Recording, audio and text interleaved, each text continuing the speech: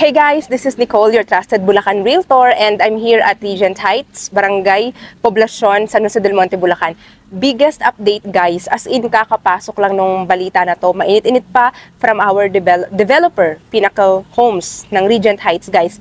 10% down payment na lang po para sa ating bank financing. Meaning to say, magkakaroon ka na ng malaking townhouse, 3 bedrooms, 2 toilet and bath, complete finished. May carport provision, ayan, carport provision.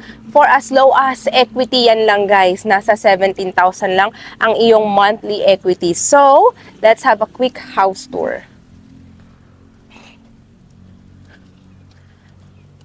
Ang ano na, sobrang good news yun kasi ang baba na lang ng equity, di ba? Kayang-kaya.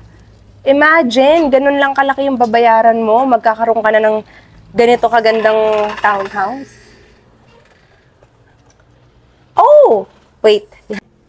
So, complete finished turnover po yung ating bahay, townhouse. Pasok kayo guys, para siyang may small hallway. Tapos, ang laki nung living area mo dito.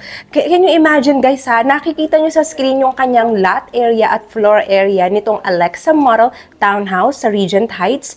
6-seater dining table for a townhouse. Alam mo, kung if you have a growing family, what you need to do is to upgrade. Kung ikaw ay nagre-rent pa rin, at least may look forward ka na, gamitin mo na yung bank financing mo or pag-ibig financing mo, mag-invest ka na sa pre-selling para in the near future, may sarili ka ng bahay, malaki pa, para pa sa yung big family. Kasi, again, 3 bedrooms, 2 toilet and bath.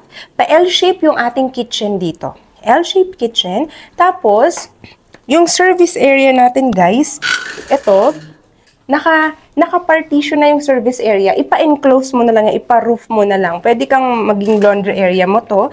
And ang laki ng toilet and shower. Guys, can you imagine? For a townhouse, yung iba kong ang hawak na project na single attached, hindi ganito kalaki yung CR Pero itong Regent Heights, napaka-spacious ng toilet and shower. Sa baba pa lang yan, Let's go upstairs.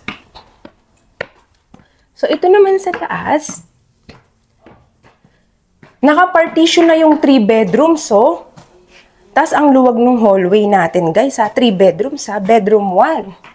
So, bedroom number 1, alam mo, kahit kayo ay family of 6, pwedeng-pwede. Kasi, kung yung 2 kwarto, double deck, so 4 yung anak mo, maximum, 1, 2, 3, 4, yung isang kwarto sa parents, diba, kahit family of 6, o kaya naman, meron kang parents, may kapatid ka, 3 bedrooms yan, marami kang kwarto. Ito nga ang taas ng ceiling nito.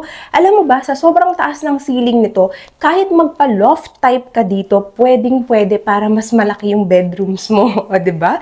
Depende paano mo i-customize yan. Ang master's bedroom mo naman, guys, syempre, ayan. Meron tayong 2 sliding window dito sa master's bedroom. Yan.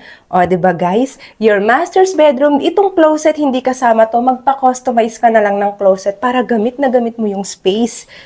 Pagkatapos, toilet and shower number 2, the best talaga kasi townhouse pero 2 yung CR, taas at baba. Hindi mo na kailangan mag-akyat panaog pag magsi-CR ka kasi nga 2 na yung toilet and shower. Kaya perfect din siya kahit may elderly kayo. Diba guys? Perfect retirement home for you ang Regent Heights. Hindi ko pa nga na-explain masyado sa inyo, guys, kung gaano kaganda yung location na to In terms of location, Regent Heights ay prime location sa San Jose del Monte, Bulacan, non-flooded, 1 ride to Quezon City, 1 ride to Manila, malapit sa Star Mall, sa SM, sa future MRT7. So, what are you waiting for? Sample competition. Pinapakita ko sa screen, guys, yung promo natin ngayon for the sample competition. 10% na lang yung ating down payment. Tapos 90% ilo-loan natin sa bank. Ayan siya. Baka naman natatanong nyo, guys, paano pag pag-ibig? Sige, ayan yung ating pag-ibig. Pag-ibig financing, kayang-kaya din. So, nakikita nyo sa screen, guys, sample competition. Pili ka na lang kung anong gusto mong gawin. All you need to do is to contact me directly. Bawal mag-walk-in dito. Viber, WhatsApp, iMessage. Nakikita nyo sa screen. My name is Nicole. Kontakin nyo ako kaagad para ma-avail nyo yung mga promo ko dito sa Regent Heights. I hope to see you all soon and thank you for watching.